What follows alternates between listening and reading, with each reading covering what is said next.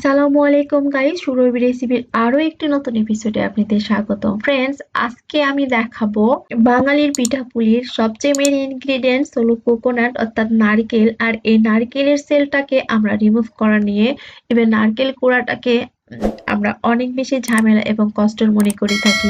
সেই কষ্টটাকে যদি আপনি মাত্র 2 মিনিটে রিমুভ করতে পারেন তাহলে অবশ্যই বেটার হয়, তাহলে কিন্তু মন্দ হয় না। 2 মিনিটের চ্যালেঞ্জ, মাত্র 2 মিনিটে কি করে আপনি উপরের সেলটাকে রিমুভ করে নিতে পারেন সেই প্রক্রিয়াটি আপনাদের সঙ্গে শেয়ার করব। আর এটাকে সিদ্ধ করতে হবে না, ইভেন পোড়াতে হবে না। পোড়ালে এবং সিদ্ধ করলে নারকেলের গুণগত মান এবং টেস্ট কিছুটা ক্ষুণ্ণ হয়, বাট আমি যেভাবে আপনাদেরকে দেখাবো সেই প্রক্রিয়াটি আপনি যদি নারকেলের সেলটাকে রিমুভ করে নেন তাহলে এর টেস্ট এবং গুণগত মান এতটুকু নষ্ট হবে না। আশা করছি ভিডিওটি আপনাদের ভালো লাগবে। চলুন এই সহজ প্রক্রিয়াটি দেখে নেওয়া যাক। ফ্রেন্ডস, আমি একটা নারকেল নিয়েছি আর নারকেলের উপরের চামড়া ছাড়ার পরে যে উপরের যে কাভারগুলো থাকে সেগুলো আমি চাকুর সাহায্যে এগুলো পরিষ্কার করে নিয়েছি, একদম ক্লিন। তো এই নারকেলটাকে আমি এখন ডিপ ফ্রিজে রেখে দিব। আর এটা ডিপ ফ্রিজে আমি রেখে ওভারনাইটের জন্য ডিপ ফ্রিজে রেখে দিব।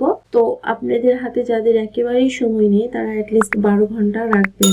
তো ফ্রেন্ডস, ফিরে আসছি ওভারনাইটের পর। ফ্রেন্ডস, আমি ওভারনাইট এটা ডিপ ফ্রিজে রেখে আমি বের করে নিয়েছি। দেখুন, এই নারকেলটা আপনি অনেক ফেটে ফেটে গিয়েছে আর এটা পুরো আইসে পরিণত হয়েছে।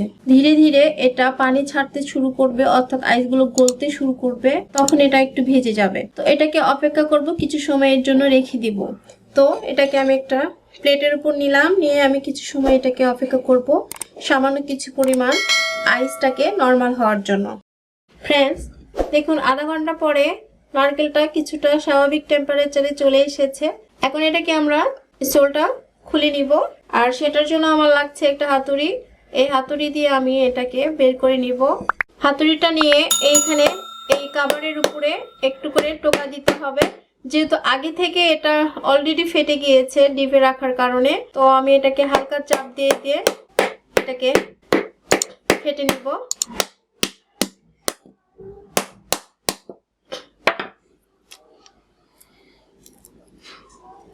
দেখুন কতটা ইজিলি উঠে আসছে।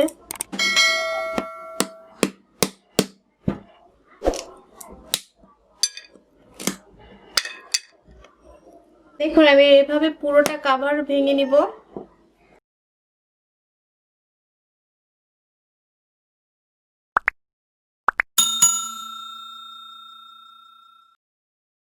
ফ্রেন্ডস, যেগুলো আপনি উঠে গিয়েছে সেগুলো তো উঠে যাবে, আর যেগুলো কাভারের সঙ্গে লেগে থাকবে সেটা আপনি খুব ইজিলি ভাবে এরকম ইয়ে দিয়ে তুলে নিতে পারেন।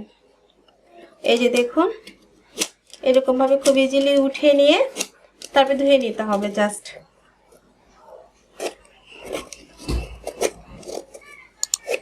ফ্রেন্ডস, দেখুন আমি সবগুলো ছাল পরিষ্কার করে নিয়েছি।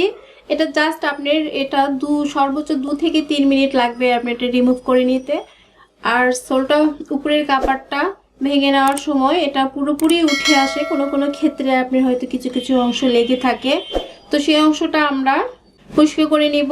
দেখুন, ভাপাইতে হলো না, পুড়তে হলো না, কত ইজিতে আপনি কষ্ট ও ঝামেলা ছাড়াই সেলটা উঠে নিতে পারলেন, কত ইজিতে। এখন এটা যে কোনো শেপ তৈরি করে এটার পিঠার কাজে ইউজ করতে পারবো আমরা। আর এই ভেতরের যে নারকেলের পানিটা থাকে এটা সাধারণত আমরা তো খাওয়া হয় না, ফেলে দিতে হয়। তারপরে ভিতরটা দেখুন, এটা আইস হয়ে আছে এখনো। এই যে দেখুন, আমি দেখাবো। এর ভেতরের অংশটা যেহেতু আইস, আর কেউ যদি নারকেলের পানি খেতে চান খেতে পারবেন, তবে আমরা সাধারণত নারকেলের পানিটা ফেলেই দেওয়া হয়। তো আমি এটা দেখুন ভিতরের আইসটাকে খুলে দেখাবো আপনাদেরকে। এই যে দেখুন পুরোটা নারকেল, এই যে দেখুন এটা আইসে পরিণত হয়েছে। এটাও নারকেলের পানি, আর এটা আমরা যেহেতু খাবো না ফেলে দিব। এই যে দেখুন ফ্রেশ নারকেল আমার রেডি।